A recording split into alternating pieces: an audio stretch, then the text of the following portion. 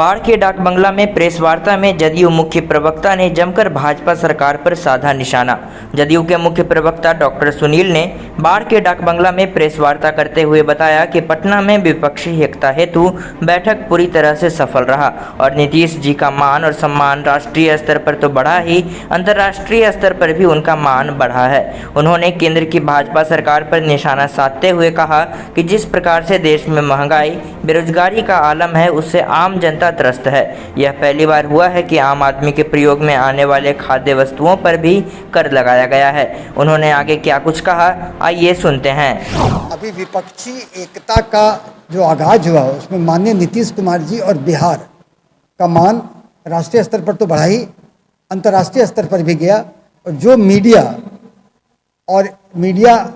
Media किसी party विशेष की बतलाई जाती है, वो मीडिया भी इस बात को कहते कहते नहीं थकती है कि माननीय नीतीश कुमार जी का कद बढ़ा है।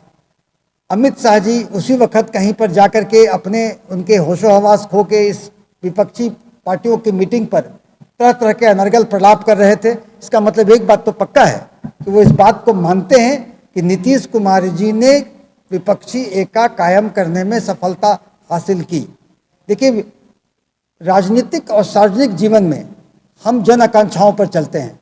जनता केंद्र सरकार की महंगाई की मार से परेशान है। पहली बार खाद्य वस्तुओं पर भी कर लगे। जो कहते हैं आटा दाल का भाव मालूम होना, आटा दाल का भाव मालूम करा दिया उन्होंने। रसोई गैस का दाम देखिए कितना है। बेरोजगारी का आलम। केंद्र सरकार ने कहा था कि 2 करोड़ रोजगार प्रति वर्ष देंगे। 9 वर्ष में 18 करोड़ हुए, दिया 7 लाख। इसके साथ ही कितने जो लाखों पद को ठेका पर कर दिया, जो रेगुलर पद थे उनको समाप्त कर दिया। फौज में अग्निवीर कर दिया, 4 साल का ठेका पर था, तो बेरोजगारी देने के बजाय बेरोजगारी क्रिएट किया।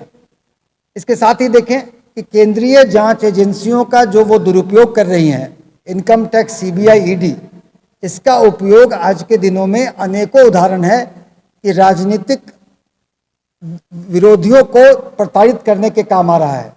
संवैधानिक संस्थाओं का दुरुपयोग। जब संसद का उद्घाटन हुआ तो संसद के उद्घाटन में राष्ट्रपति नहीं थे, राज्यसभा के सभापति उपराष्ट्रपति होते हैं वो नहीं थे, तो संवैधानिक संस्थाओं का दुरुपयोग। बाबा साहब के अंबेडकर का दिया हुआ संविधान का उन्होंने हमेशा, उनको संविधान खतरे में आ गया। तो इस तरह के काम अगर देख ले, बाबू जगजीवन राम के नाम पर छात्रवृत्ति चल रही थी, उसको समाप्त किया। महिला में देखिए, महिला सशक्तिकरण की एक तरफ माननीय नीतीश कुमार जी महिला सशक्तिकरण के लिए बालिका साइकिल योजना, बालिका पोशाक योजना, महिलाओं को पंचायत में आरक्षण, महिलाओं को नौकरी में आरक्षण कर रहे हैं। एक तरफ वो महिलाओं के साथ क्या कर रहे हैं।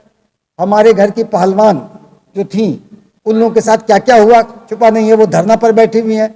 उनका एक सांसद किस तरह से क्या किया है, कोई छुपा हुआ नहीं है।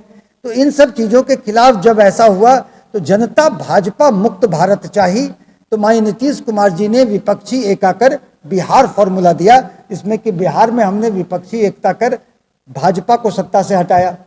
इसके बाद माननीय नीतीश कुमार जी ने विपक्षी एकता के सूत्रधार और मालाकार होकर विपक्षी नेताओं से मिले, सकारात्मक रिस्पॉन्स मिले। नतीजा हुआ कर्नाटक में भाजपा की हार हुई। और उसी क्रम में विपक्षी नेताओं की मीटिंग, जो भाजपा कहते ही थकती है, एक जगह मिलेंगे तब तो, एक जगह बैठेंगे तब तो, अब तो बैठ गए तो कहते हैं दुल्हा कौन है, ये कौन है। अरे इतने बड़े लोकतंत्र, यहाँ पर बड़ा लोकतंत्र है, उसमें अगर किसी पद को दुल्हा से संबोधित करना, इतने इतने बड़े विपक्षी नेताओं को बारातियों से संबोधित करना, क्या ये हास्यास्पद नहीं है? ये इस बात का द्योतक है कि भाजपा के नेता सत्ता जाने की छटपटाहट में और सत्ता जाने की आशंका में अपना मनोवैज्ञानिक रूप से परेशान हो चुके हैं, अनर्गल बयानबाजी कर रहे हैं।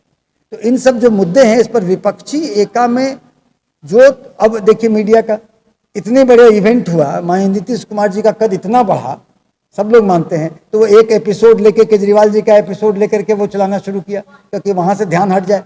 अरे केजरीवाल जी भी इस परिवार के सदस्य हैं, भाजपा विरोधी हैं, देर सवेर आ जाएंगे, आ ही जाएंगे। और इसके साथ ही बता दें, एक परिवार में तरह तरह के सदस्य होते हैं, मत भिन्नता होती है। जब मिलते हैं, बैठते हैं, तो आपसी बातें दूर होती हैं और परिवार एक होता है। अगर परिवार पर खतरा, परिवार का मामला आता है, तो विपक्षी एकता करने पर एनडीए को 100 सीट नहीं आएगा, जो माननीय नीतीश कुमार जी ने कहा था उसकी बात कर लें। माननीय नीतीश कुमार जी के किए कार्यकलाप और केंद्र सरकार के कार्यकलाप के खिलाफ हम लोग हमेशा रहेंगे और 2024 में भाजपा को सत्ता से उखाड़ फेंकेंगे। भाजपा के जितने भी भाजपा के जो किए गए कार्य हैं उनको गिनाए लगेंगे तो दिन बीत जाएंगे। लेकिन अभी हमको संक्षेप में कहना है, हम लोग इसी क्रम में यहाँ आए हैं और बार बार आपसे रूबरू होंगे। हमारी मुलाकात आपसे जारी रहेगी, जब बाढ़ जिला में आना रहेगा तो आएंगे तो मिलेंगे। धन्यवाद। इस अवसर पर जदयू संगठन जिला बाढ़ अध्यक्ष अशोक चंद्रवंशी, जदयू नेता राणा सिंह चौहान, पूर्व मुखिया अगवानपुर व जदयू नेता मुन्ना सिंह, बिहारी बिघा के पूर्व मुखिया व जदयू नेता रणवीर सिंह पंकज, जदयू के शंभू नारायण सिंह, जिला प्रवक्ता डॉक्टर कौशलेंद्र कुमार, नगर अध्यक्ष देवराज शर्मा सहित दर्जनों कार्यकर्ता मौजूद रहे। Bureau report LNB9। यदि आप पहले से इस चैनल को देख रहे हैं तो लाइक कर इस वीडियो को शेयर करें और यदि आप चैनल पर नए हैं तो प्लीज चैनल को सब्सक्राइब कर स्वतंत्र पत्रकारिता को बढ़ावा दें। इस न्यूज पर आपकी क्या प्रतिक्रिया है, कमेंट बॉक्स में जरूर बताएं ताकि हम और बेहतर करने का प्रयास कर सकें। नमस्कार।